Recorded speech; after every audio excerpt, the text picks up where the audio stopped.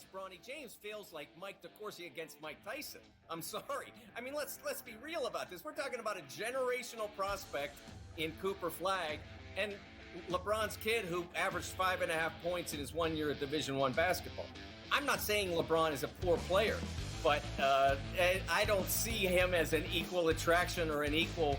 Pharrell Coast to Coast, only on SportsGrid. Things you have to look at is what the team has the following day, especially when it comes to bullpen usage. You know, a lot of the things I like to attack is you see these extra inning games, these games get thrown out, these bullpens get worn, or if someone gets shelled the first 3 innings and they got to go to the pen, early, that's a good spot to kind of hop in the middle of the next game. You got a tired bullpen, right? You try and take advantage there, maybe with an over, maybe with a money line. You're getting plus money on a favorite at that point. In-game live, only on SportsGrid. Piece of an interesting couple of weeks in California, if you recall, just I think it was 2 weeks ago, language was inserted into a bill that would outlaw or ban sweepstakes casinos and sports betting, which of course we've seen lots of that happen this year. So California is an interesting market because, as you've said, there is no legal online casino. There is no legal online sports betting. Newswire, only on SportsGrid. Devin Booker had to run the point when Chris Paul was hurt. And we're like, Devin Booker's a point guard. Devin Booker's not a point guard. Neither is Jalen Green.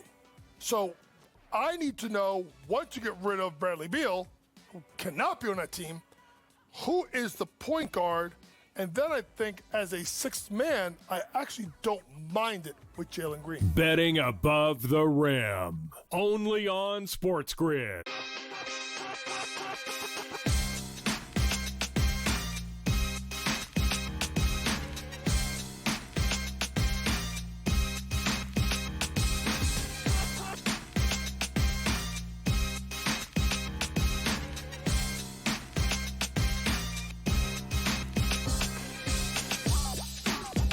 Welcome in, everybody. Game Time Decisions is live on SportsGrid.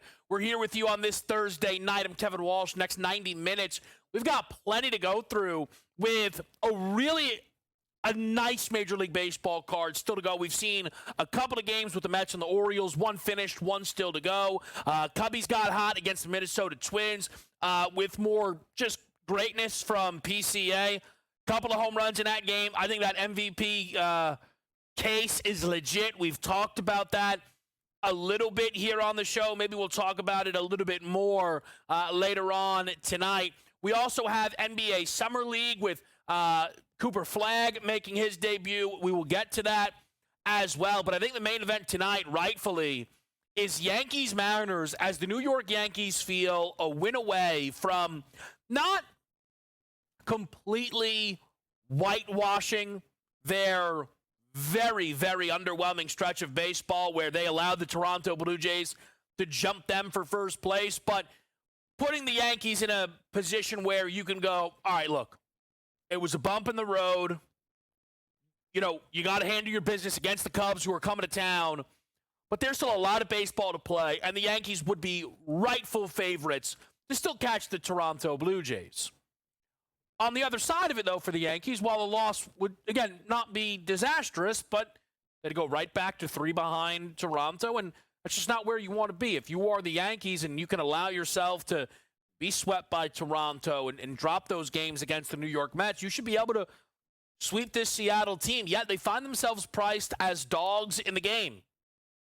I actually like the Yankees. I think they've got a little bit of value on them tonight where you're getting a dog price. I bet it at minus 104. I'm seeing even money now in the market on the Yanks in some areas. So some Seattle money still coming in. But this is for a couple of reasons, okay? First of all, the Yankees so far have been really good in the Bronx. 28-17 at home. I understand Marcus Stroman looked very vulnerable in his most recent start against the Mets, but maybe that's a little overblown. 3 earned runs isn't the worst thing you've ever seen. And the start prior to that against the A's, in the Bronx against that Athletics lineup, only 1 earned run, which was a solo shot. He's, got to be cautious on the home runs, which, was certainly relevant with a team that has Cal Raleigh on it. But I think you have Brian Wu, who's been very, very good for Seattle, in one of his vulnerable spots. He's not given up a run in his last 2 starts over 12 innings pitched, and I think that is an unlikely trend to continue. We talk about bounce back, we talk about sell high, and it's more of a sell high number tonight on Brian Wu, who I think will give up multiple earned runs here tonight in this game against this Yankees lineup, a Yankees lineup that's been hitting so far in this series, scoring 10 and 9 runs in each of those first 2 games of this series. And in fact, the Yankees have actually been hitting the whole time. This is a Yanks team that went through different kind of slumps, if you will, right? There was that stretch. It was the back end of the Royals series into a trip to Fenway where actually the Yankees were swept. And I believe it was the first time all season they were swept. They could not score. It carried over a little bit when they were hosting the Angels in their own ballpark. And I think that inability to score was somewhat just slapped on top of the Yankees, where it's like, oh, this team, they can't figure it out. They can't get it right. The offense is struggling. It was actually the pitching that was letting the Yankees down during that 7-game losing streak. That was really the issue for New York. If you look at those losses, runs scored, 4, 5, 9, 5, 5, 6, consistent.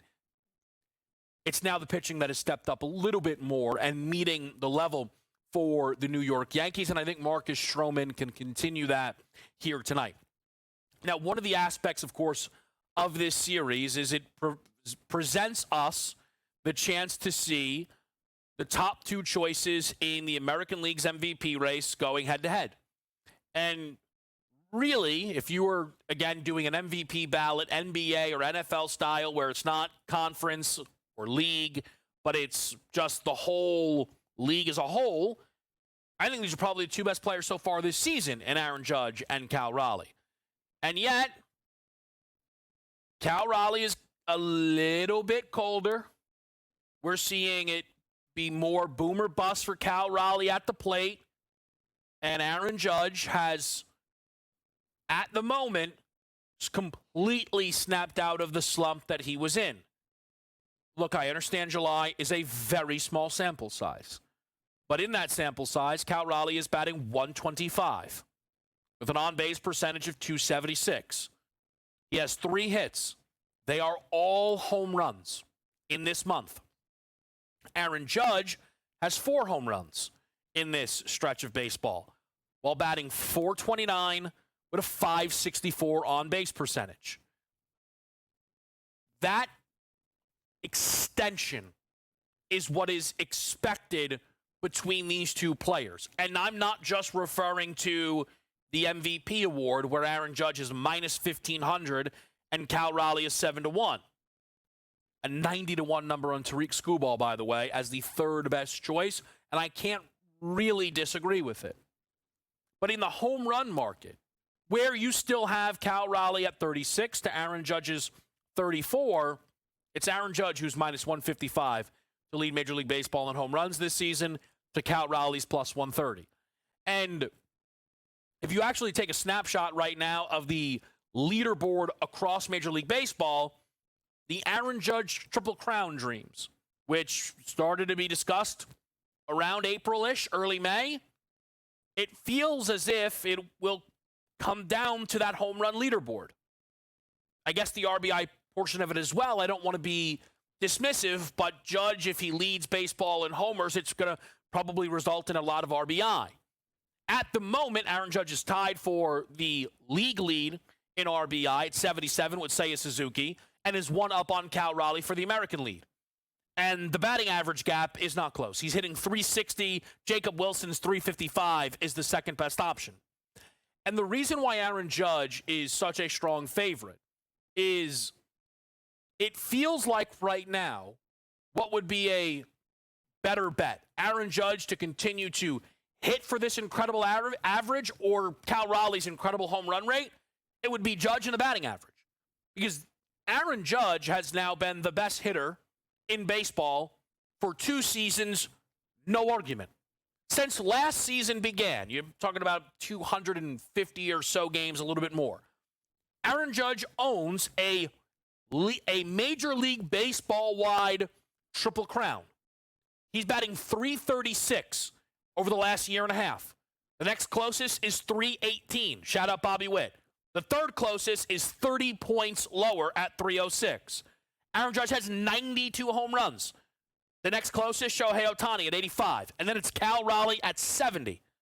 A 22 home run gap. Aaron Judge has 221 RBIs the last year and a half. Again, next closest, 188.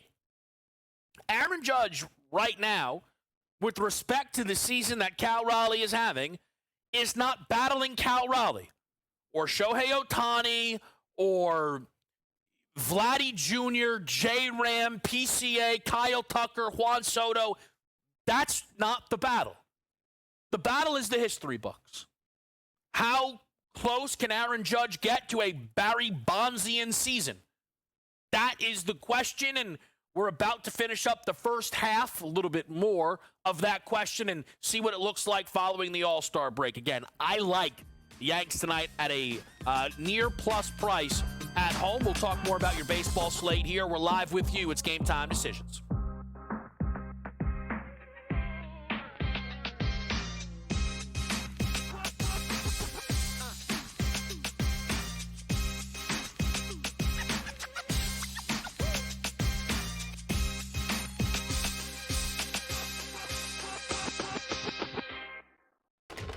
Enter into the magical world of McLuck.com, where even the smallest of spins can win real cash prizes. Adventure into over 1,000 of the best Vegas-style slot games. So what are you waiting for? Unlock your free welcome offer today.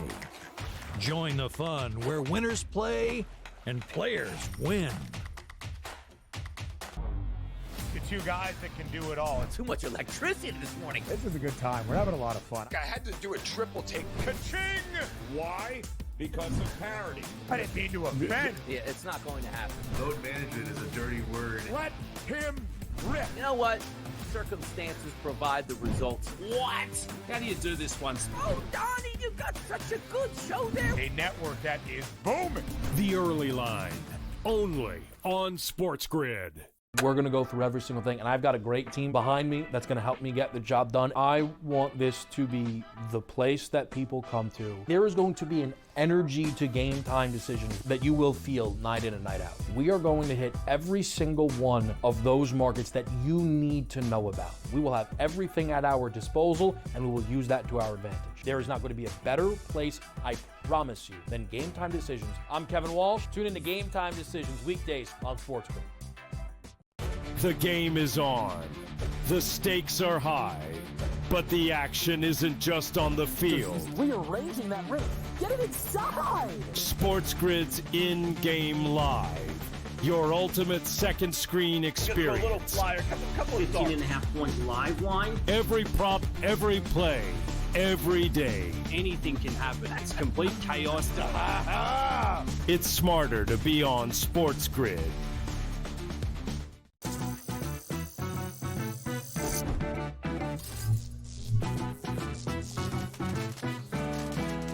Did you know sportsbooks tend to draw up tighter bet lines for events that get even more bettors, like championship games or major matchups? My tip?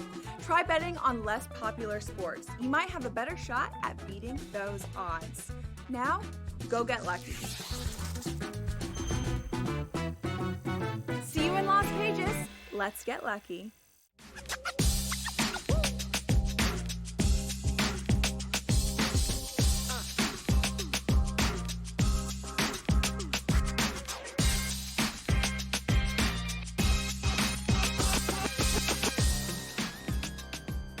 All right, live right here on SportsGrid. Still plenty to discuss on this Thursday night. I figure we start by going through the rest of the Major League Baseball board and figure out where there could be some value, some gems that we maybe need to uncover and try and get involved with here. So we'll go chronological order. I went through all these games that are remaining. Some spots I thought there was a shot worth taking. Others a little more hesitant. Boston tonight goes and hosts the Rays. And it's very interesting. You'll notice Boston a bigger favorite on the money line. Yet, you're seeing a more expensive price on a Rays team total. I kind of agree with that portion of it. I think Tampa Bay has a really good chance to light up Walker Buehler. Taj Bradley's a real up-and-down starter. He has occasional performances where he is brilliant, and then games where he gets absolutely rocked. I think this is closer to a rocked game. I bet over 9.5 at -101. I'm seeing a 9 at -115, so that would be a nicer play if you can get involved at that number. I expect runs, and Jonathan Aranda, we talked about him on the show. He's a highlight guy for our team. He is absolutely worth some love for you on tonight's slate. We'll get some crew best bets in a little bit. We have time. Nothing's going to go off the board just yet, so we'll give it a bounce. But let's go with, again, in that game, I would put Jonathan Aranda, hit run RBI, in some plays. I don't like playing 3+ straight unless basically it's Judge or Ohtani, really.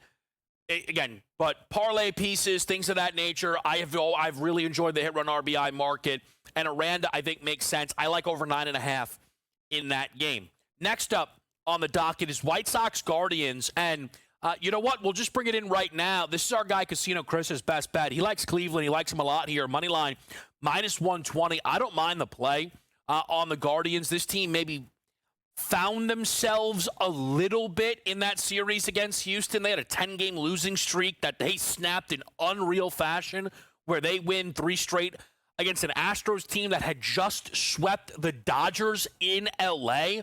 Very, very impressive stuff. I almost wonder if you're seeing a spot price here a little bit, where the books feel that the Guardians, they're not a lose 10 straight team, but they're also not a sweep the Astros and just, skyrocket momentum. I don't mind the play on Cleveland. I think Jonathan Cannon is fade-worthy here on the slate tonight. I love Steven Kwan. Again, a hit-run RBI, absolute staple, I think, for many, and I think he's well worth tonight in that leadoff spot. I think you'll see Steven Kwan getting multiple hit-run RBI on this slate tonight. Up next is Cards-Nats. And again, best bet style here. Look, you guys, if you tune in regularly enough, you know Yarnell comes with some craziness occasionally. He gives you nearly a 26-1 on a double home run shot, like it's Dinger Tuesday still. James Wood, Nathaniel Lowe, 25.95 for a home run parlay, fading Miles Michaelis. I am taking a little bit of a risk heading into this game. I'm playing under the 9. It's basically a double bounce back spot for 2 pitchers who are not very good. So the worry is, when you have Soroka and Michaelis, is it only takes one of them to completely ruin this, right? This game finishing 8-2 either direction wouldn't stun anybody, and that's enough to lose the total. I'm hoping we get it something more along the lines of 5-3 either direction, and that's good enough, and maybe it involves a couple of solo shots tonight from James Wood and Nathaniel Lowe, which is how Yarnell is going to attack that game. A's Braves, I mean, what can you say about this ballpark? Again, it continues to deliver big runs consistently. What's interesting, though, is it's been boom or bust, right? 10-1, A's win the first game. 9-2, Atlanta wins the second. Braves are expected to dominate once again. J.P. Sears looks fade-worthy to me on this night here. Sears, no earned runs his last 2 starts. That's nearly 12 innings of work. I think he gets hit up tonight. I think Matt Olson is worth your attention. I think Jurickson Profar is worthy of a look as well, if you feel so inclined. Also, shout out to Ronald Acuna Jr., who missed the first game of this series with a back injury, and I was like, uh-oh, that's not good. And then he's totally fine. Plays Wednesday, first at-bat, hits a home run, homer twice in that game. Ronald Acuna Jr. is not going to win league MVP, because he just got off to too late of a start. His first game on the season came nearly in June. But Ronald Acuna Jr. has been incredible this season. Just to give you a snapshot of it, again, not all numbers are perfect, but his OPS the season that he won MVP, and I know the steals had a lot to do with it, but I'm just giving you a snapshot, was 10-12. The OPS this year is 10-55. He has been fantastic. He hit a home run his first game back, and he's just been awesome for the Braves this season. Like I said, Olson and Profar jump off of the page a little bit for me. Angels, Rangers, I could not get a handle on this game. Big time total now creeping up to a 10. If you're involved, good for you. I've heard, some recent Corey Seager buzz. Looks like he's getting hot. I had a Yanks buddy text me. He's like, man, I want the Yanks to get Corey Seager. I'm all in for that. I don't know if that's going to happen, but I don't have any juice. I have no juice for you really in that game. I can't. I don't want to give you nothing, but I got nothing. And then Padres D-backs. Randy Vasquez against Eduardo Rodriguez, and it's just one of those spots where you get a little frustrated sometimes as a bettor, because if you break the game down before you see the number, you go, perfect, I got a nice D-back spot here. Eduardo Rodriguez, clean and obvious bounce back. Randy Vasquez, always fade-worthy. Has not been able to get lefties out for multiple seasons in a row. This is a D-backs lineup that's going to send Carroll, Marte, Perdomo, and Naylor up as the first 4 hitters. This thing could get explosive. And then it's D-backs minus 125 on the road. You're like, all right, so they saw me coming. I just think it's a little expensive for the D-backs, but you tell Marte and Josh Naylor really, really did jump out for me. I'll give a shout-out to Casino Chris, who did have a lot of love for Corbin Carroll on his slate tonight. So if you are so inclined, it could maybe be a D-backs team total evening if, again, you want to get a little bit of juice on this board. So that's where I'm at Major League Baseball. Again, some hit-run RBI guys tonight. For me, Marte, Olsen, Kwan, Aranda. I'm on the under in the Nats-Cardinals game over Red Sox-Rays. And then let's get involved with that Yanks money line, which is going to be starting shortly, as I think they can sweep the Seattle Mariners and get themselves trending back up fully in the correct direction. Quick break. We're back with you. It's more Game Time decisions on a Thursday night.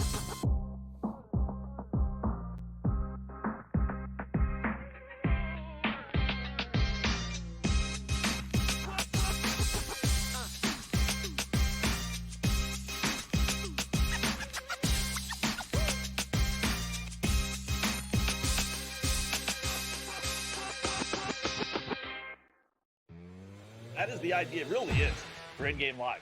You said it. The home team, who's a double-digit or close to it anyway, favorite, and get off to a bad start and actually have them trailing by 5, 6, 7 to the point where you get it at pick'em. And I don't know how many times. I'd like to know a stat of how many times a team that's been favored by double digits, trailed by double digits, and actually won the game. I bet it's a lot. In-game live only on SportsGrid. You've got issues up and down here. The bullpen is falling apart, to put it nicely. And have you seen the schedule for the Yankees for the rest of the month of July here? We have Seattle, then we have the Cubs, then you have Atlanta, then you have Toronto again in Toronto. That really didn't go all that well this week. And then you have Philadelphia and Tampa. Good luck to the Yankees in July here. Pharrell Coast to Coast, only on SportsGrid. They're still trying to throw Dalton Knecht's name in trades, and I don't even know if he's viewed as a positive asset still. And that's a crazy thing. Dalton Knecht, if you look at FanDuel, Dalton Knecht 20-plus points at plus 120. He's giving you no indication that he's that right there. I mean, Kevin, I would be more likely if we knew we were going to get the minutes. Bronny James, 10-plus points at plus 118. Game Time decisions, only on SportsGrid. Time for the Blue Jays to really make another addition at the deadline. They just got Max Scherzer back. Can they get another pitcher to help out with the pitching staff, which I still think is their biggest issue? They're looking to be in a good spot right now.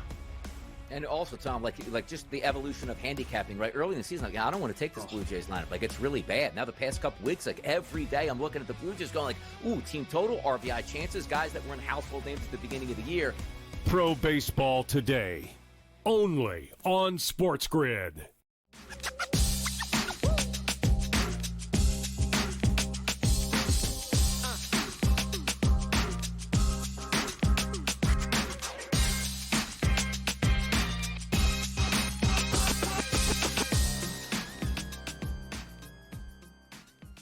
All right, live right here on SportsGrid. We're in the mix as always, and it is a Thursday night. We are getting all of our boosts out there. We want to make sure we're locked in where we can be. I decided to Got lowered a little bit on my FanDuel boost, which I'm none too pleased about. So I played a little 4.5 Guardians, D-backs, Rays. Why not?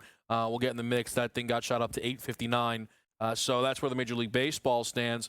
There was something, so I'm going to give a little shout out here. But today, for those of you that do follow along the Kevin Walsh Show, SportsGrid podcast, I ended up releasing an episode early because I was going to release it tomorrow. But basically, the show was too much fun. I was texting some people about the show, and they were like, just drop that because I want to listen. I was like, all right, so why not? So actually, our guy, Casino Chris, came on the show, and we ranked the 10 best running backs and 10 best wide receivers in the NFL. There's a lot of conversations right now. The NFL buzz is starting to trend up.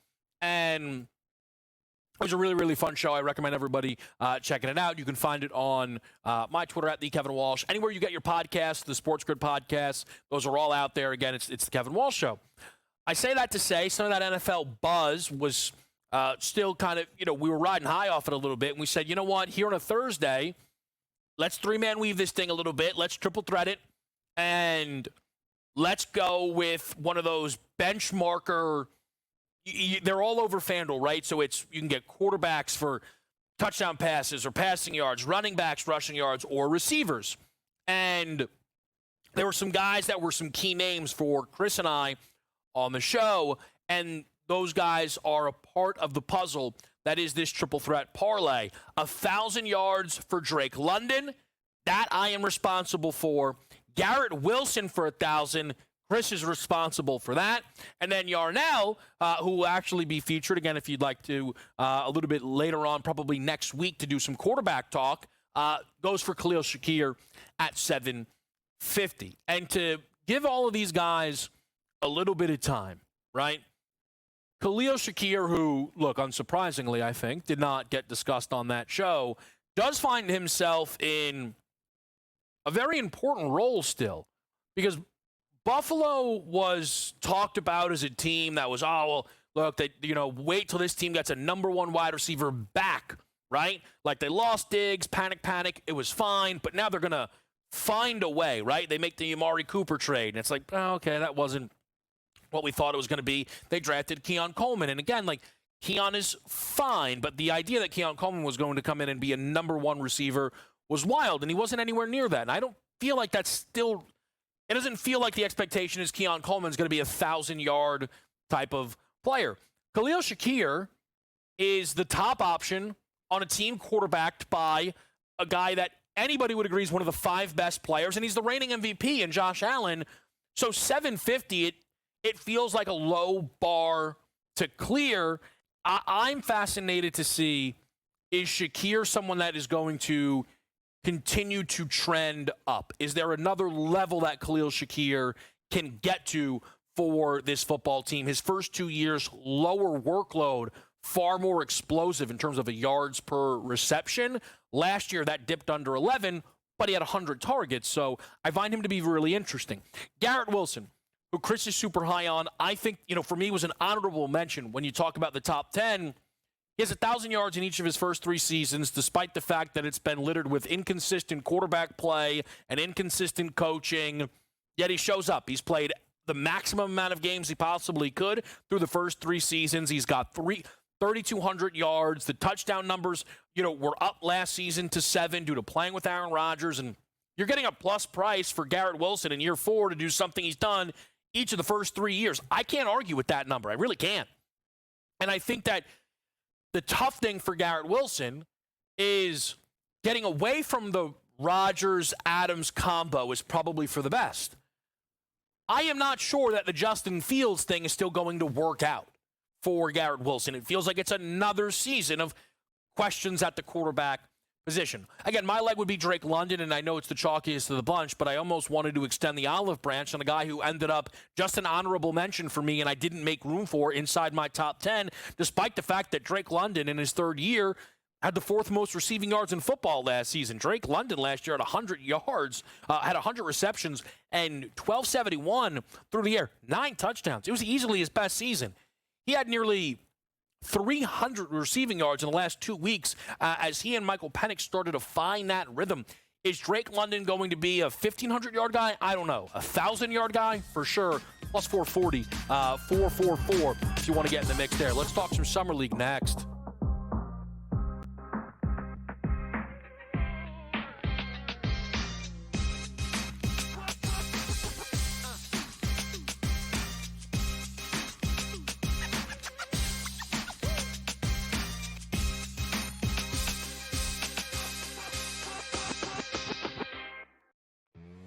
That is the idea. It really is for in-game live. Have you said it? The home team who's a double-digit or close to it anyway favorite and get off to a bad start and actually have them trailing by 5, 6, 7 to the point where you get it at pick'em. And I don't know how many times. I'd like to know a stat of how many times a team that's been favored by double digits, trailed by double digits, and actually won the game. I bet it's a lot.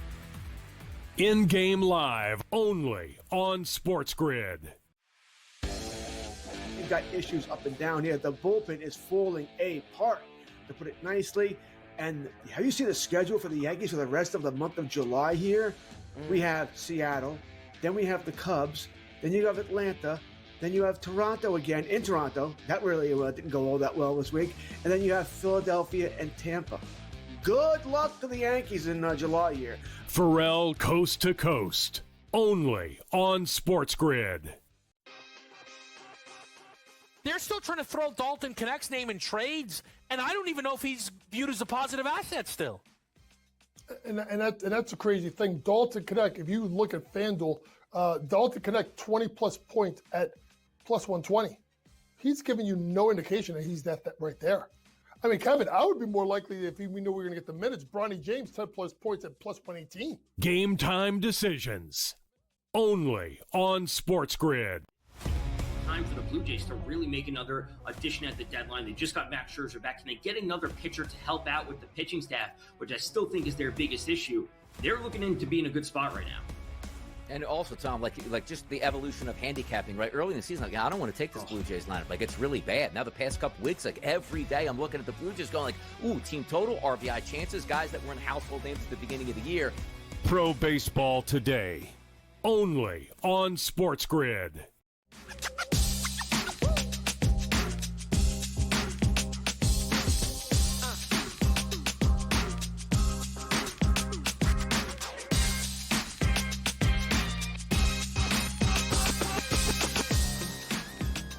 All right, live with you right here. It is Game Time Decisions. Happy to have everybody on a Thursday night. We've hit the baseball. We've hit some NFL. Let's talk some Summer League. Live right now, there are two games. The game between OKC and Brooklyn is at the break. Yegor Demon, 0 for 3 through that first half. Did not record a point, a rebound, an assist. All right, so now we're just tracking. That's all. It's all right. A lot of game left. But OKC's up 44-37. Pacers, Cavs. And I want to be very clear.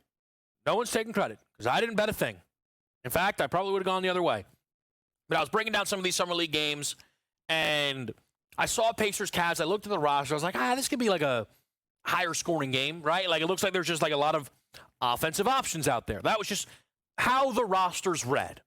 And then I went and I looked at the total, and it was 183, which is 7, 8, 9 points higher than pretty much any Summer League total we're seeing for the day. And I was like, I'm not betting that. If anything, fade that. That's crazy. This game has 227 points in it, and the game's not over. And you might think come on, normal NBA, 114, 113, what's the story? They're playing 10-minute quarters. This is the length of a WNBA game or a college basketball game. Think about a college basketball total where you're like, whoa, rocket ship. It's like 180, 1.5. I don't know. Do me a favor, Casino Chris, remind me of an Alabama total you bet this season. Like a big-time Bama over in SEC play. 189.5. This game has 40 more points than that. It's crazy. And I know it's like these are NBA players, but this is not normal at all. Your other final score today is 98-91. That's 189 points. 227 points is ridiculous. So that game's a rocket ship. But those are the games that are live / ending. We have a few more to come, and I am involved in these games in a few ways. I'm involved already in 3 of them. There's another to come. We'll skip ahead a little bit in that my best bet is Bucks Nuggets over the 174. That climbed up a tick from 173.5. Always wish you get the best of the number, but it's up to 174. That's fine. I think you've got offense on that floor tonight. There's a player special over on DK, which is 15-plus points from Tyler Smith, Andre Jackson Jr., who are on the Milwaukee side, and then Deron Holmes, who's on the Denver side. I don't mind that. This looks like offense to me when I'm reading these rosters. I think 174 has absolute juice. That 3-man 15-15-15 is a 20-1 player special on DK crafted by them. It's like a 15-1 clickable option on FanDuel. So you're getting a nice little number there. I think that game has some juice in it. It's my favorite bet on our slate tonight. Kings Magic is, for me, the other way. I think there's a lot of defensive talent on the floor. The names that pop off the rosters, Tristan Da Silva for Orlando and Devin Carter for Sacramento, popped off for the books as well. The Devin Carter numbers are outrageous. His points prop is basically 20 at plus 104. The assist number for 4 is minus 168. The rebound number, it's minus 106 for 8. So you're talking about a guy who's, if you had a PRA, it's like 35.5, 36.5 in a 40-minute game of Summer League action. And this total's climbing. I played an under in this game. I'll listen, hand up accountability. I don't even remember what I played it at. Because I'm now seeing 176, and that feels like a climber. I feel like I maybe played like a 174.5. I'll log in and tell you. But I played the under in that game. Yeah, 174.5. This thing's a climber. This thing's a runner. Maybe it's a runner because the other games are looking like overs. I am playing under. I think there's defensive talent on the floor in Kings Magic. Shout out Dylan Cardwell, who was someone I figured would be undrafted but could be a nice pickup, who's Sacramento, the big man from Auburn, put on their roster. The main event, of course, Summer League tonight, that is Mavericks-Lakers. It's Cooper Flagg and Dallas against Ronnie James and L.A. And Cooper is the reason that this is the star game. Make no bones about it. It worked out for the league that they went Cooper-Bronny instead of Cooper versus Dylan Harper, because Dylan Harper's not playing tonight for San Antonio. He's supposed to make his debut Saturday against Cooper Flagg. So that actually really worked out. The Cooper props tonight, plus 162 for 20. Again, these things work in like tiers because they're not giving you straight over-unders. So it's plus 162 for 20 points. It is plus 120 for 8 rebounds. And then his assist number tonight checks in at 6 at plus 178. All right, so that's where things sit for Cooper Flagg. Of all the markets, his points are the most interesting because I don't really like this Dallas roster. Summer League-wise, it's not loaded. If Ryan Nembhard started and then they gave us props, his assist numbers would be interesting to me, but that is not the case. So I'm laying 3.5 with the Lakers. The Lakers have Cole Wilder, who's just like a Summer League legend, and as always, lit it up for the Lakers. Swider, who lit it up for the Lakers over in the Cali Classic. They've got Dalton Connect, who figured it out in a way that was absolutely mandatory, scoring the 25 points in 29 minutes with 4 made threes in the final game of that Cali Classic. Darius Baisley was rockstar style off the bench in that game as well with 27 and 13, couple of blocks. And that's before you get to Bronny James, who I think defensively in the Summer League can be a real pest. Like Ryan Nembhard's not going to have himself a great day. Again, if he is the star, maybe it's Nolan Hickman, a couple of Gonzaga options. I think you've got the Lakers. They are more than 3.5 points better, Summer League-wise. Like Cooper Flagg is going to have to go out there, not treat it like a high-level college game, but he's going to have to be, like, unreal, I feel, in order to get the Mavericks to win here in this game. It's still Summer League. Like, he's not playing 40 minutes, right? It's probably closer to 25 or so minutes tonight. Like, at the end of the day, you have to remember, Cooper Flagg, so you look at all these rookies and their expectations for year number 1, right? Dylan Harper is a part of the San Antonio puzzle that has a ton of point guards. VJ Edgecombe, similarly a part of the Philly puzzle with where I don't even know if he's going to start, right? Derek Queen, Jeremiah Fears, how many of these guys are supposed to start? Cooper Flagg is supposed to be the second best player on a playoff team. Now, I don't know if I agree with those expectations, but that's what those expectations are currently. So again, like if you're Dallas, are you running Cooper Flagg out there for 35 minutes tonight? That's why I'm cautious on his numbers tonight. I'm not running to bet really any of those. The last thing I'll say on the Summer League slate, because Harper's not playing, and I've checked a few times, the books are slow playing, putting out really, or at least FanDuel is, San Antonio numbers. I want Carter Bryant props. I saw like a 20-plus number, I believe, over on DK. I'm waiting to see what the FanDuel options are as we get a little bit later on into the night. Carter Bryant is shooting a lot, and they're all threes, basically, because he was playing over in the Cali Classic. So that is someone to keep your eyes on for Spurs-Sixers. But I'm going under Kings Magic, laying at 3.5 with the Lakers, over in Bucks Nuggets. And that is where I'm at with a late-night look towards Carter Bryant. So keep your eyes peeled on all of that NBA Summer League style. The Major League Baseball board is about to start to bring some of that action in.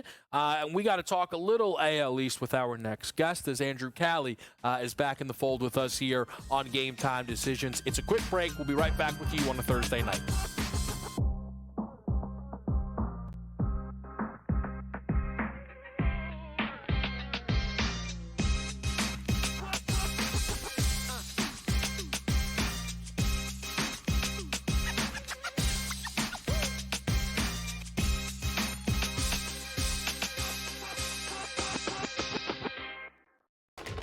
Enter into the magical world of McLuck.com, where even the smallest of spins can win real cash prizes. Adventure into over 1,000 of the best Vegas-style slot games. So what are you waiting for? Unlock your free welcome offer today. Join the fun where winners play and players win. Two guys that can do it all. It's too much electricity this morning. This is a good time. We're having a lot of fun. I had to do a triple take. Ka-ching! Why? Because of parity. I didn't mean to offend. Yeah, it's not going to happen. Load management is a dirty word. Let him rip. You know what? Circumstances provide the results. What? How do you do this once? Oh, Donnie, you got such a good show there. A network that is booming. The Early Line, only on SportsGrid. We're going to go through every single thing, and I've got a great team behind me that's going to help me get the job done. I want this to be the place that people come to. There is going to be an energy to Game Time decisions that you will feel night in and night out. We are going to hit every single one of those markets that you need to know about. We will have everything at our disposal, and we will use that to our advantage. There is not going to be a better place, I promise you, than Game Time Decisions. I'm Kevin Walsh. Tune in to Game Time Decisions weekdays on SportsGrid. The game is on. The stakes are high. But the action isn't just on the field. This is rearranging that roof. Get it inside! SportsGrid's in-game live. Your ultimate second screen experience. Just a little flyer, couple of 15.5 point live line. Every prop, every play, every day. Anything can happen. That's complete chaos.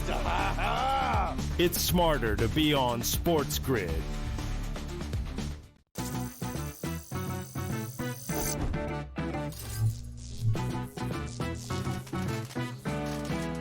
Did you know sportsbooks tend to draw up tighter bet lines for events that get even more bettors, like championship games or major matchups? My tip, try betting on less popular sports. You might have a better shot at beating those odds.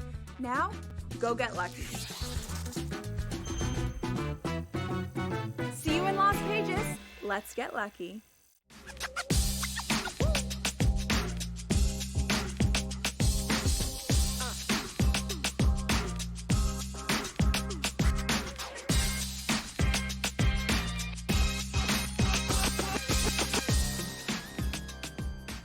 Live on a Thursday night, Game Time decisions. Andrew Cayley joins the show now to talk a little Major League Baseball. Andrew, it's been a while, my friend. How are things?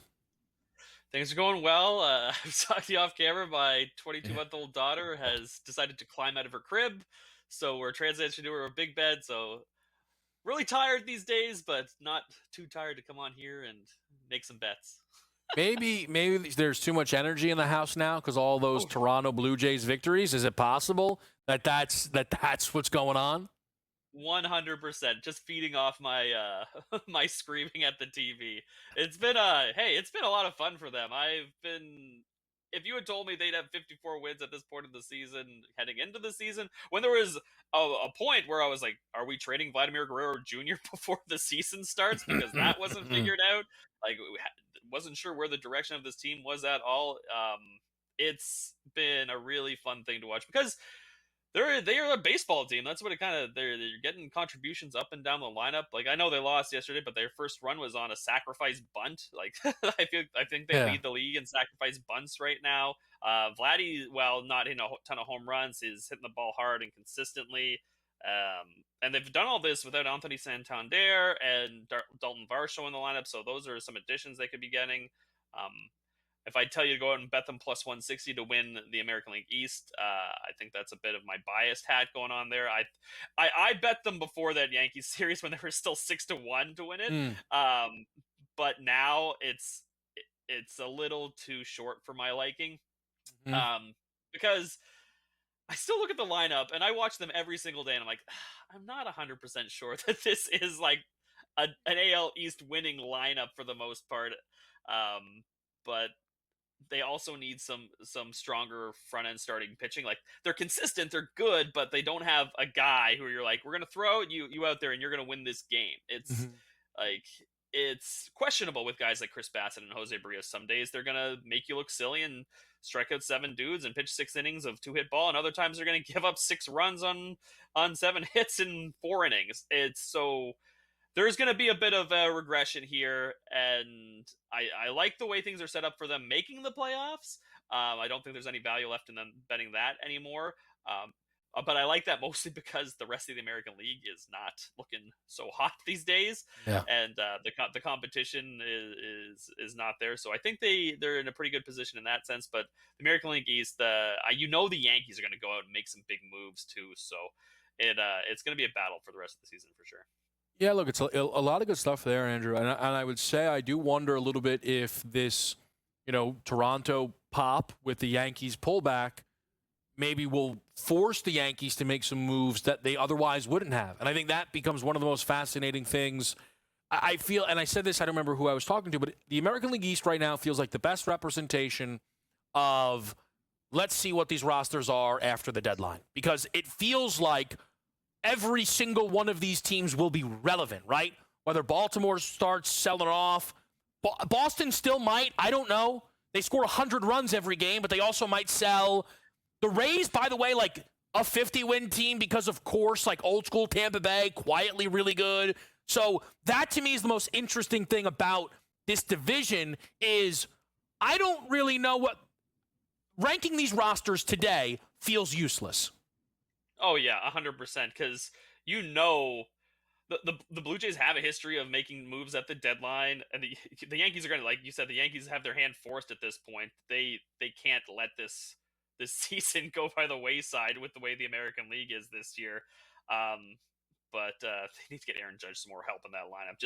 Just too many old dudes in that lineup who they were hoping for too much for. Like, they just DFA'd LeMahieu, which is a good start for them. But it's like you said, it's definitely a good idea to have a wait and see mentality with this because there's going to be a lot of roster turnover when it comes to the end of the month here.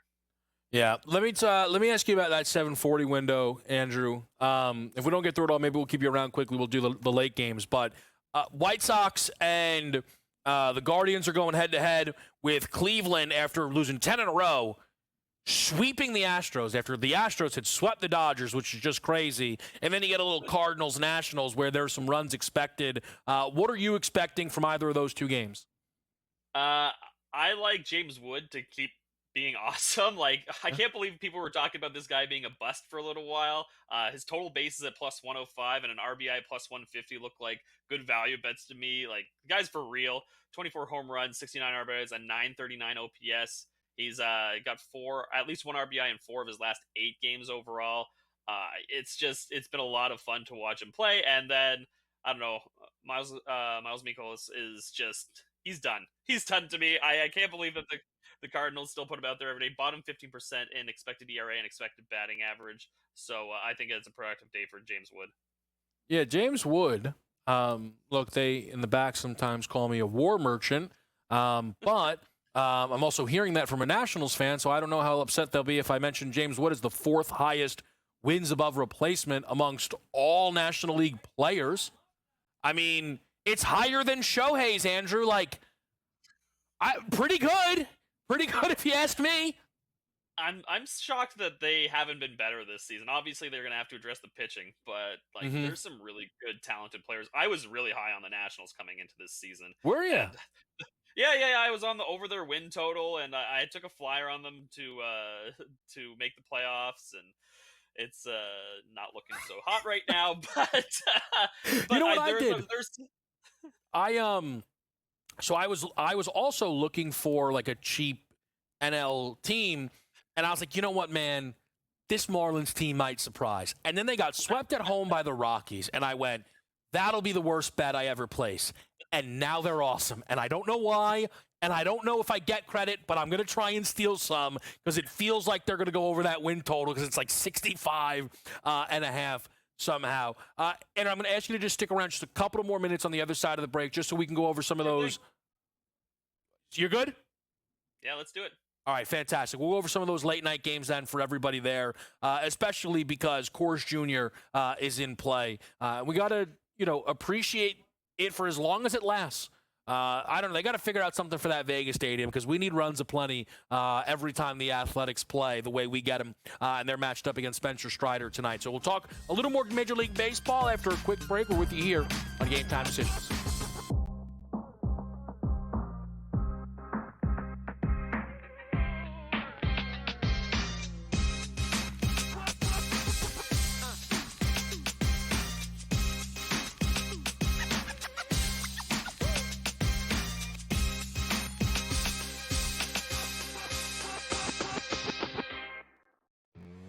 That is the idea. It really is for in-game live. You said it. The home team who's a double-digit or close to it anyway favorite and get off to a bad start and actually have them trailing by 5, 6, 7 to the point where you get it at Pick'em. And I don't know how many times. I'd like to know a stat of how many times a team that's been favored by double digits, trailed by double digits, and actually won the game. I bet it's a lot. In-game live only on SportsGrid. You've got issues up and down here. The bullpen is falling apart, to put it nicely. And have you seen the schedule for the Yankees for the rest of the month of July here? We have Seattle, then we have the Cubs, then you have Atlanta, then you have Toronto again in Toronto. That really didn't go all that well this week. And then you have Philadelphia and Tampa. Good luck to the Yankees in July here. Pharrell Coast to Coast, only on SportsGrid. They're still trying to throw Dalton Knecht's name in trades, and I don't even know if he's viewed as a positive asset still. And that's a crazy thing. Dalton Knecht, if you look at FanDuel, Dalton Knecht 20-plus points at plus 120. He's giving you no indication that he's that right there. I mean, Kevin, I would be more likely if we knew we were going to get the minutes. Bronny James, 10-plus points at plus 118. Game Time Decisions, only on SportsGrid. Time for the Blue Jays to really make another addition at the deadline. They just got Max Scherzer back. Can they get another pitcher to help out with the pitching staff, which I still think is their biggest issue? They're looking to be in a good spot right now. And also, Tom, like just the evolution of handicapping, right? Early in the season, I don't want to take this Blue Jays lineup. Like, it's really bad. Now, the past couple weeks, every day I'm looking at the Blue Jays going ooh, team total, RBI chances, guys that weren't household names at the beginning of the year. Pro Baseball Today, only on SportsGrid.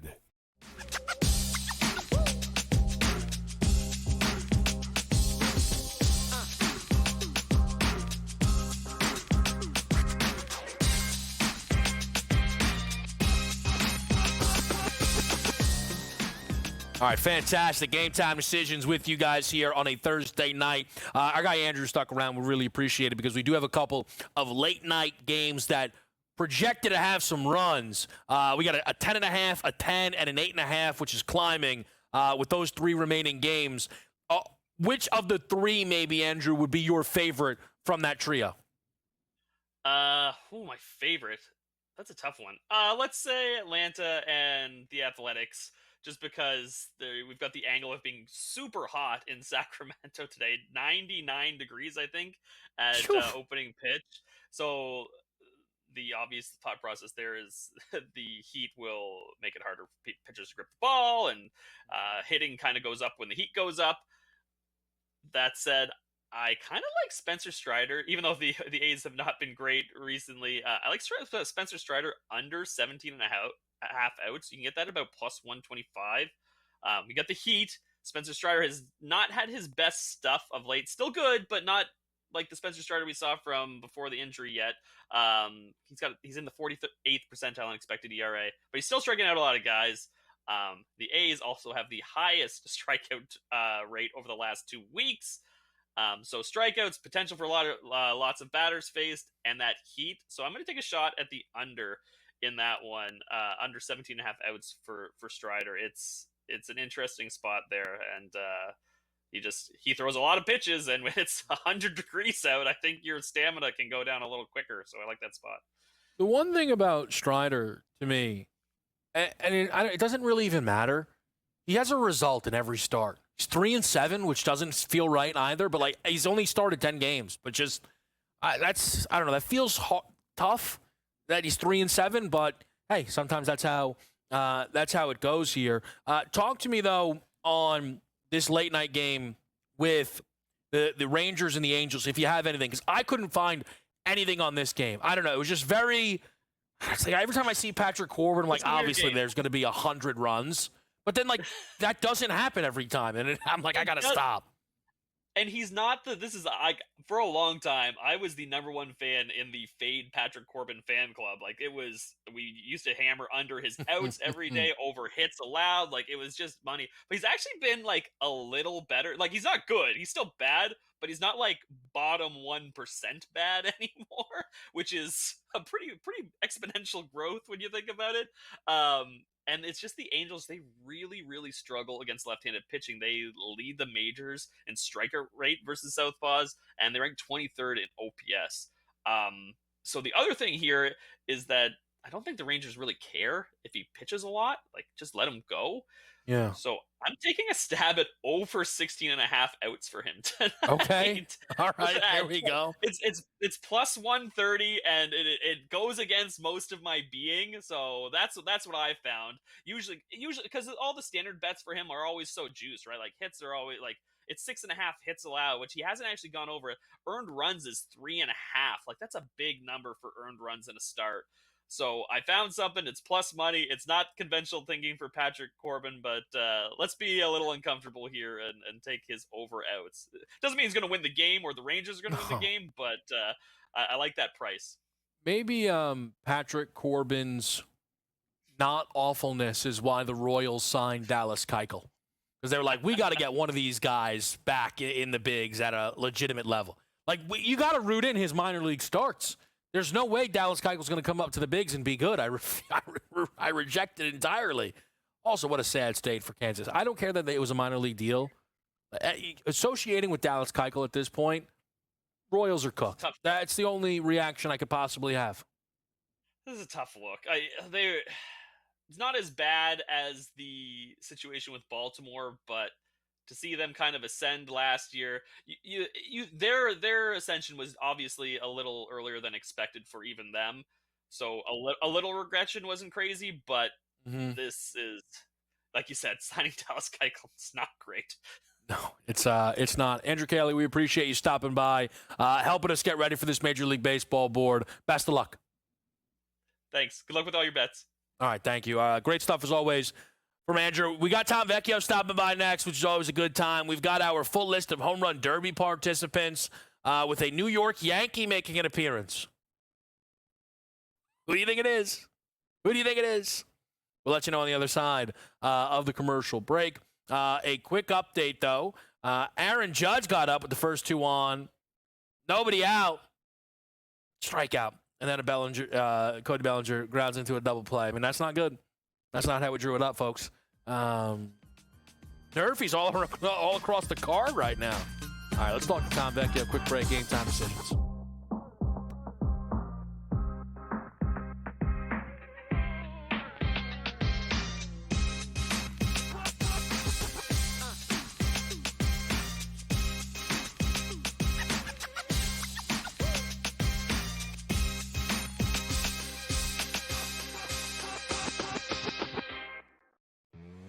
That is the idea. It really is for in-game live. Have you said it?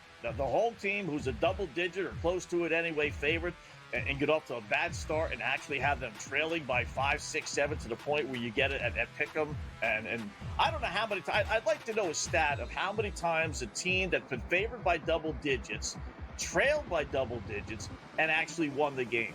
I bet it's a lot. In-game live only on SportsGrid. You've got issues up and down here. The bullpen is falling apart, to put it nicely.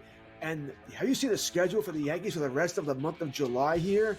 We have Seattle, then we have the Cubs, then you have Atlanta, then you have Toronto again in Toronto. That really didn't go all that well this week. And then you have Philadelphia and Tampa. Good luck to the Yankees in July here. Pharrell Coast to Coast, only on SportsGrid. They're still trying to throw Dalton Knecht's name in trades, and I don't even know if he's viewed as a positive asset still. And that's a crazy thing. Dalton Knecht, if you look at FanDuel, Dalton Knecht 20-plus points at plus 120. He's giving you no indication that he's that right there. I mean, Kevin, I would be more likely if we knew we were going to get the minutes. Bronny James, 10-plus points at plus 118. Game time decisions, only on SportsGrid. Time for the Blue Jays to really make another addition at the deadline. They just got Max Scherzer back. Can they get another pitcher to help out with the pitching staff, which I still think is their biggest issue? They're looking in to be in a good spot right now. And also, Tom, like just the evolution of handicapping, right? Early in the season, I don't want to take this Blue Jays lineup. Like, it's really bad. Now, the past couple weeks, every day I'm looking at the Blue Jays going ooh, team total, RBI chances, guys that weren't household names at the beginning of the year. Pro Baseball Today, only on SportsGrid.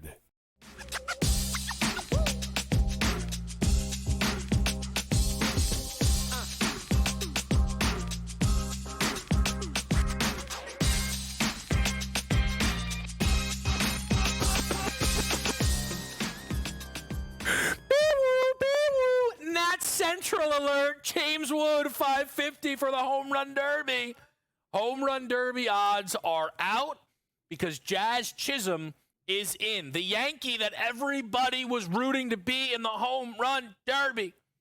I actually couldn't be happier about this for two reasons. One, Jazz Chisholm is fantastic and a treat. And two, it'll upset our good friend Donnie Rightside. Tom Vecchio joins the show. Tom, always good to see you, sir. Anything jump off the page when you see the home run derby odds? Well, first off, I am happy it's Jazz as well, as I'm seeing these odds literally in real time. I have Aaron Judge on my fantasy team, so I don't want it to mess up his swing, although I am trying to trade Aaron Judge because my season is a disaster.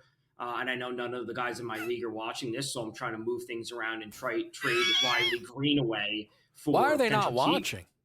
Because they're all too busy with their kids and they're not grinding home run derby odds like we are. Adrian Peterson style, put it on in the background, baby. So, despite the fact I'm trying to trade Riley Green for Lawrence Butler is yet to be seen, I don't mind a James Wood or Byron Buxton odds, at least at first glance, at plus 600 and plus 800. And as I've always said about the home run derby, it's not just about this. It also comes down to the bracket that they put out because we need players to advance. So just because you like a player, his matchup or path to the championship may not be easy. So I may like Buxton now just based on the odds, but if he's on the same side and having to go up against Cal Raleigh and O'Neal Cruz or Ronald Acuna, it's not the easiest path for him. Well, isn't the bracket is based on your amount of home runs? Is that correct? I think that sounds right, how they've traditionally done it. So it would just be Raleigh, Acuna, Wood, Cruz, Caminero, Chisholm, Buxton, Rooker. going You have high the to low. home run tallies in front of you? Yeah, 'Cause Cal. Yeah, so Cal's the most, Acuna's the least. So that would be like the 1-8, I guess. Wood, Cruz, Caminero, Chisholm, Buxton, Rooker. So if everything holds. Well, here's the thing: the Raleigh Acuna matchup is locked because, right? Just based on where Cal Raleigh is and Acuna slow, not playing the first month and a half of the season, right? So, yeah, that's a really big piece of the those. Here's what I would say: don't bet Ronald Acuna Jr. right now. The 4-1's down to plus 370. That's probably a mistake, right? Unless so, you think he's again, going to close as the favorite.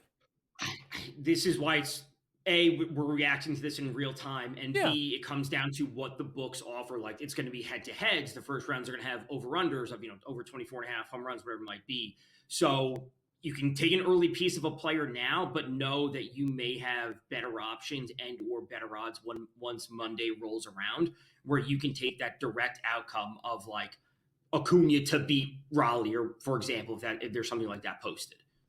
I would say, look, we can get cute with a couple of guys here, but Raleigh has the most home runs of anybody in this field by a lot. And then Acuna is at home, which I always feel like matters.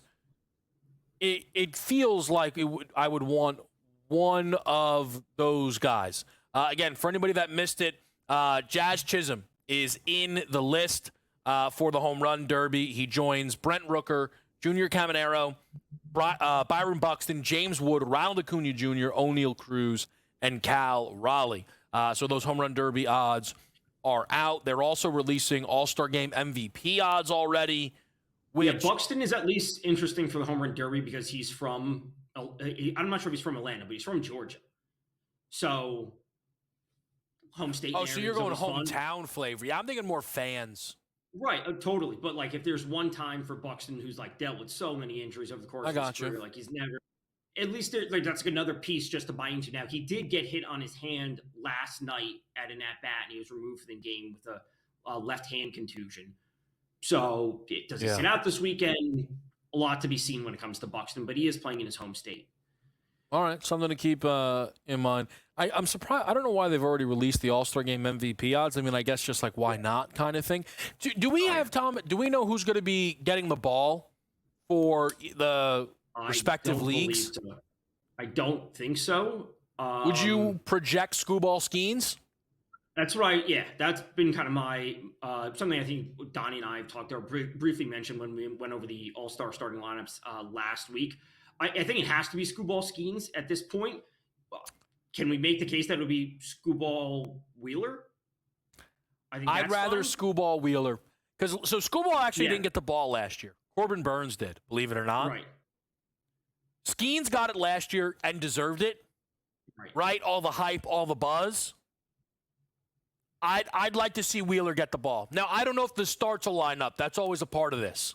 Right, because they Saturday, Sunday, then to Tuesday. So there are times where, I remember Garrett Cole was announced as a starter a couple of years ago, but he pitched on Sunday, so he didn't pitch on Tuesday. And then they just... Do those guys get replaced, Tom? That's a good question. Players were getting replaced over the past few days. Like J-Ram opted out, so... Opted out? Yeah, J-Ram opted out just to get healthy because he took that ball off his... Gossman hit him like a week and a half ago. I think it was Gossman or Barrios when they were up in Toronto. He opted out, and I forget who Paredes took his spot. Isak Paredes on Houston took his spot because I was watching the game last night, and that's what the Astros broadcast said. So Isak Paredes took his spot. J-Ram's out because he wants to get healthy for the second portion of the season. Because he got hit, I think it was by Gossman, got hit on the forearm, removed from that game. Same thing with Vladdy. And then J-Ram went 7 straight games without a hit, or 6 straight games, and he finally got a hit in the 7th game. So him getting healthy. Yeah. Wheeler's supposed to pitch Saturday in San Diego.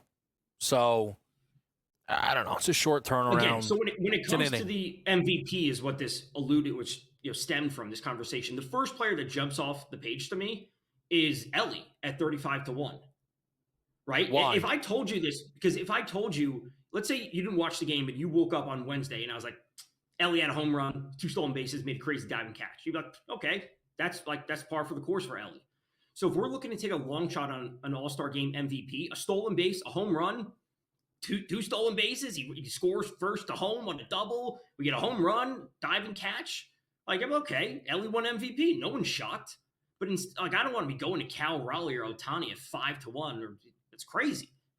Yeah, I think my thing with the MVP is it's so easily not a starter. It can at least so easily not be a starter because those runs don't always come early on.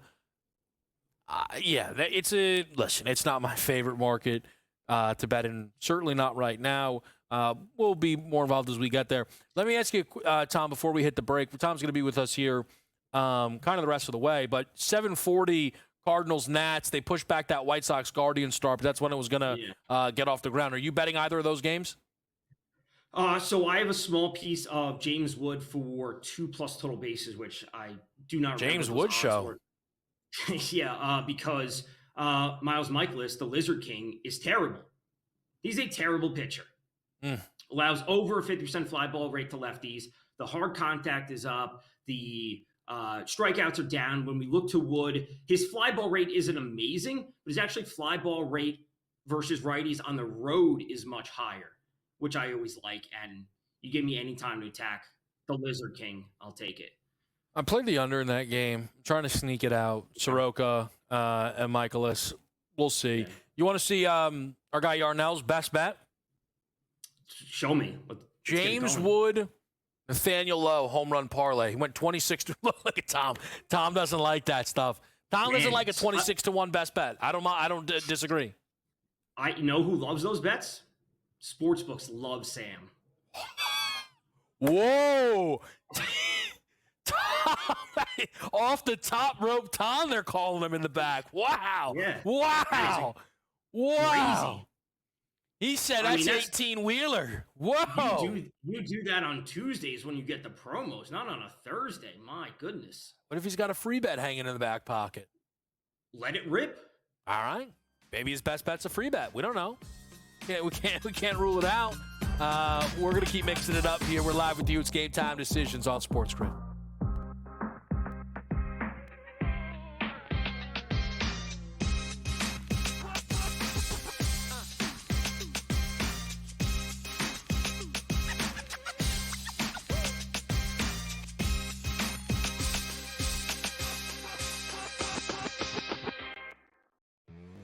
That is the idea. It really is for in-game live.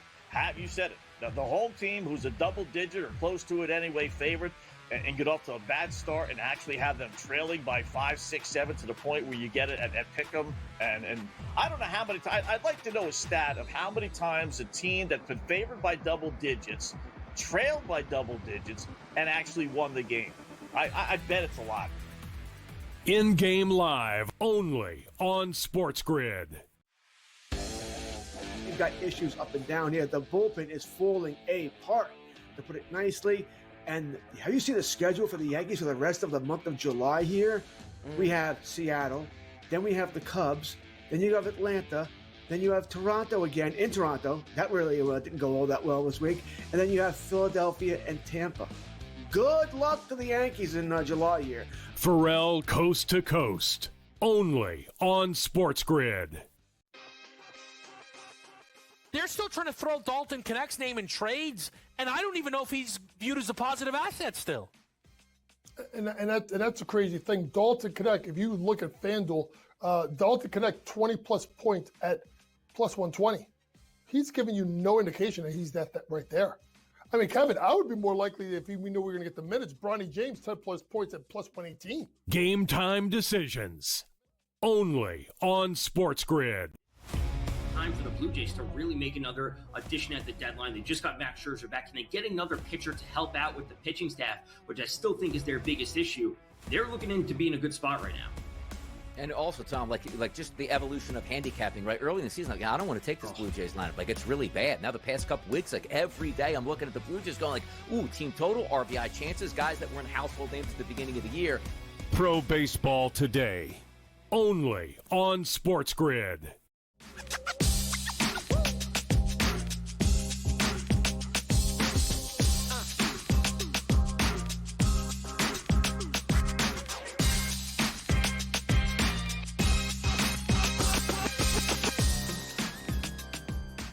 Back of the ride here on SportsGrid.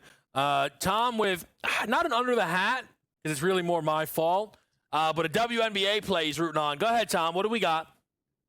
It was Sonya Citron over 4.5 rebounds, which was minus 130, but with the FD boost, the 25% boost, you get it up to minus 104, I believe. That makes sense. And she's already got 2 at least to start the game. So no Aja Wilson for Vegas. They have started this game 2 for 12 from the field, 0 of 7 from 3. They entered this game tonight underdogs to the Washington Mystics. The Aces, free fall is strong, but this is an unacceptable start from this team, and a team that I expected a lot more from, quite frankly. We'll leave it at that. So let's talk a little football with Tom, because I've been basically teasing Tom to see if I can. One thing. Go ahead. We did talk on the show on Monday before the Aces Liberty matchup, where we were saying is this the tipping point for the Aces, and do we just start fading them time and time again? And yeah, I mean the thing is, keep an eye on. The thing is, like, the Aja injury, and then it's like, well, I can't hold it against them. That's the problem, right? Sure. But now they're on pace to maybe finish today like 9-11 through 20 games. It's bad. Yeah. It's really, really, really bad. But I want to get to this football thing because we talked about there's a parlay. We'll run it by Tom as well.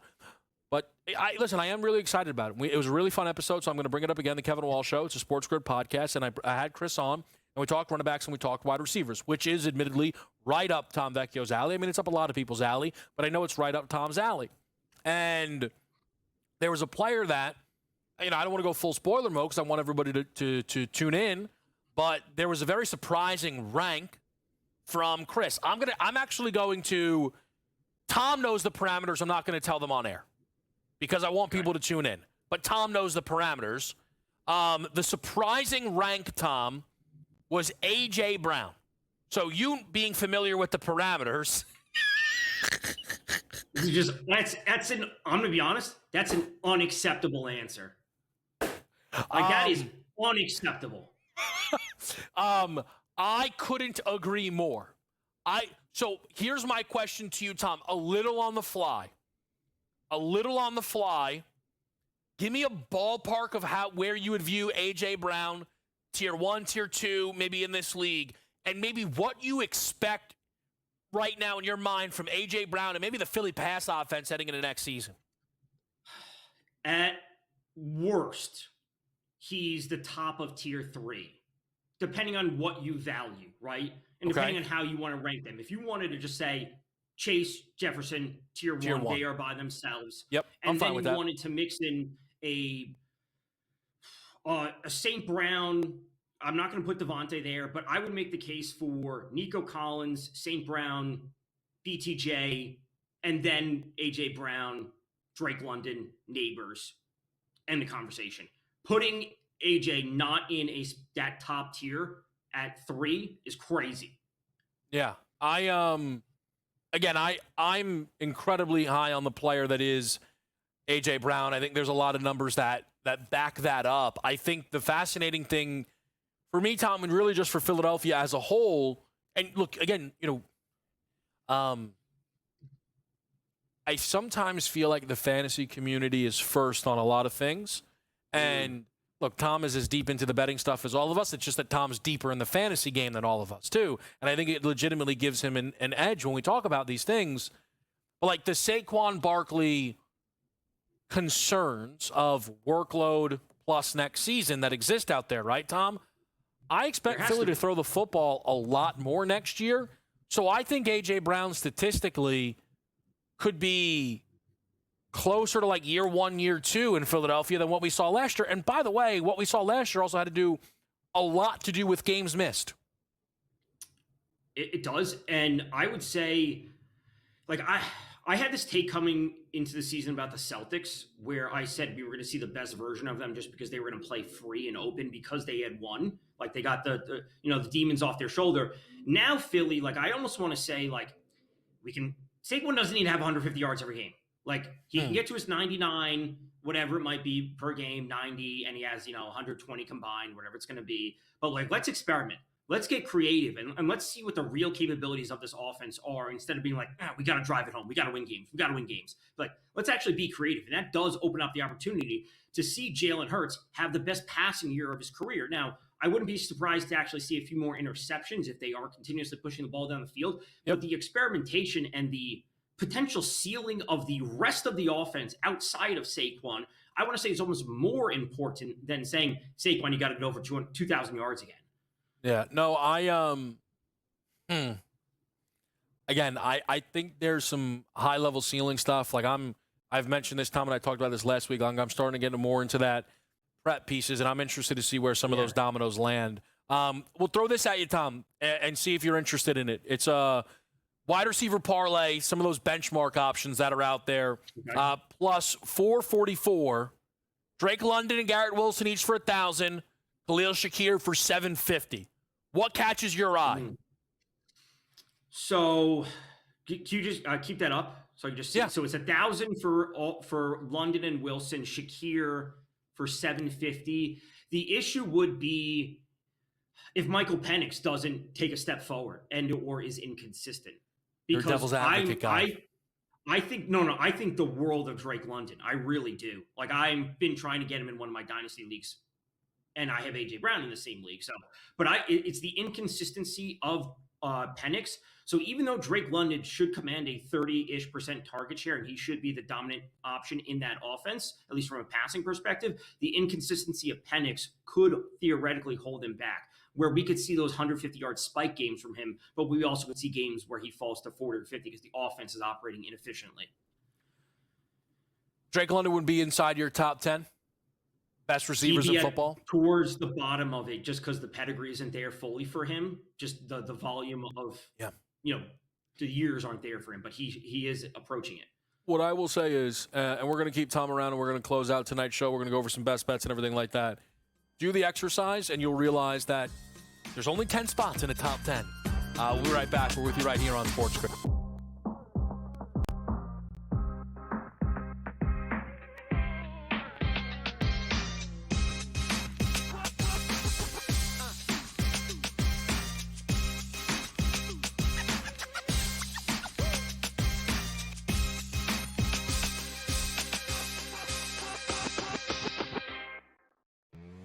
That is the idea. It really is for in-game live. You said it. The home team who's a double-digit or close to it anyway favorite and get off to a bad start and actually have them trailing by 5, 6, 7 to the point where you get it at pick'em. And I don't know how many times. I'd like to know a stat of how many times a team that's been favored by double digits, trailed by double digits, and actually won the game. I bet it's a lot. In-game live only on SportsGrid. You've got issues up and down here. The bullpen is falling apart, to put it nicely. And have you seen the schedule for the Yankees for the rest of the month of July here?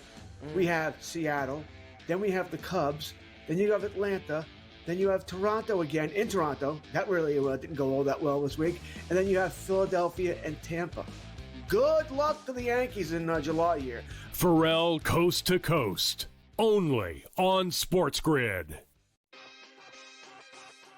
They're still trying to throw Dalton Knecht's name in trades, and I don't even know if he's viewed as a positive asset still. And that's a crazy thing. Dalton Knecht, if you look at FanDuel, Dalton Knecht 20-plus points at plus 120. He's giving you no indication that he's that right there. I mean, Kevin, I would be more likely if we knew we were going to get the minutes. Bronny James, 10-plus points at plus 118. Game time decisions, only on SportsGrid. Time for the Blue Jays to really make another addition at the deadline. They just got Max Scherzer back. Can they get another pitcher to help out with the pitching staff, which I still think is their biggest issue? They're looking to be in a good spot right now. And also, Tom, like just the evolution of handicapping, right? Early in the season, I don't want to take this Blue Jays lineup. Like, it's really bad. Now, the past couple weeks, every day I'm looking at the Blue Jays going ooh, team total, RBI chances, guys that weren't household names at the beginning of the year. Pro Baseball Today, only on SportsGrid.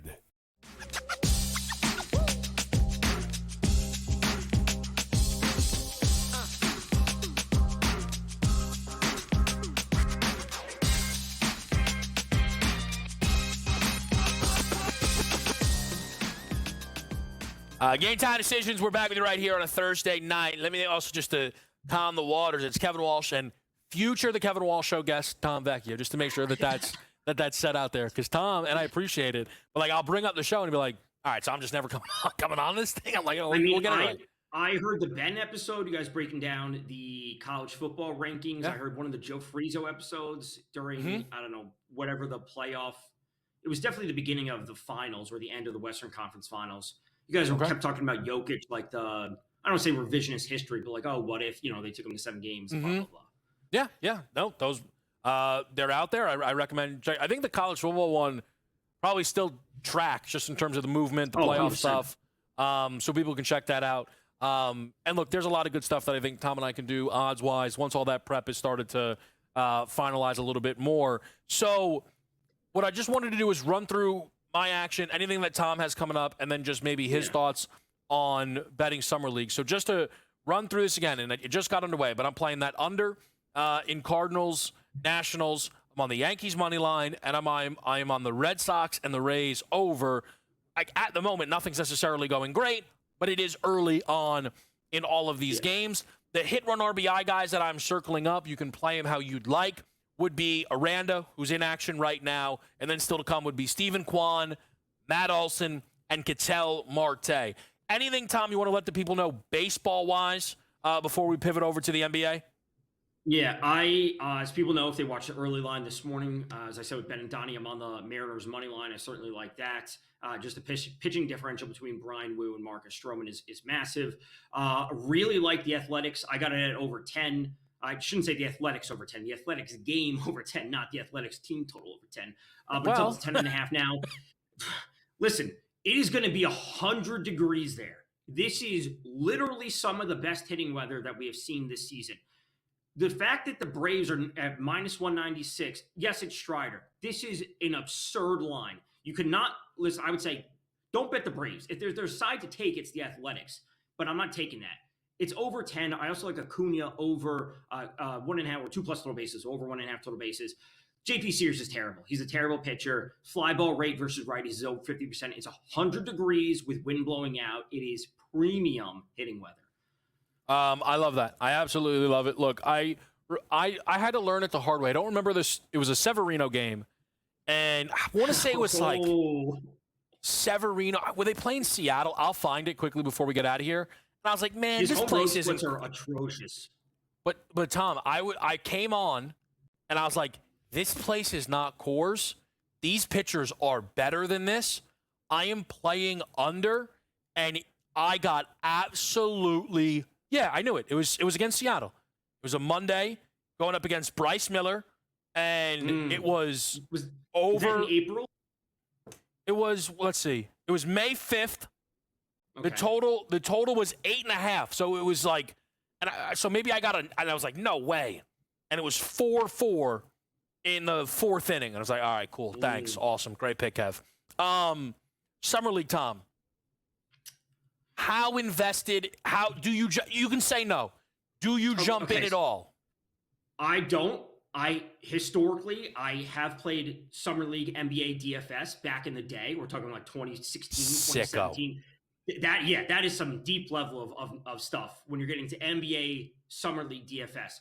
I would say the rational way to go about it is maybe you don't want to bet it, but there are still things you can take from it, like NFL preseason. Is there a player that stands out and is thus going to be in a role to see a prominent role on their team, whether it be a starter or coming off the bench as being like a primary scorer? I would also say this is a player, or whoever this player ends up being. Like, do you want to take a shot on them, a very long shot, obviously, on Rookie of the Year? Now, obviously, things are different when a player like Cooper Flagg is booked as the favorite preseason. The only thing that would prevent him from winning, essentially, would be an injury. So if you have an eye on a player that excels in Summer League, you have to know that you have to be ready to strike if injuries occur at the top of the order. Also, what I would just say is you can bet these things light, and you do not have to get too excited about the props market, because that is where you are getting the least fair shake, it feels like. With that said, I'm on that Kings Magic under, which is trending, but it's early. I'm on the Nuggets Bucks over 174. We are waiting on some Carter Bryant props. That is the one area I'd like to attack. And in the big game, Mavs-Lakers, I am laying the 3.5. Cooper had a better team at Duke that he's going to play with tonight. The Lakers have a good Summer League roster. We're laying at 3.5. Tom Vecchio, appreciate it. We will be back with you this weekend for a little BATR. Game Time Decisions. In-game live is next.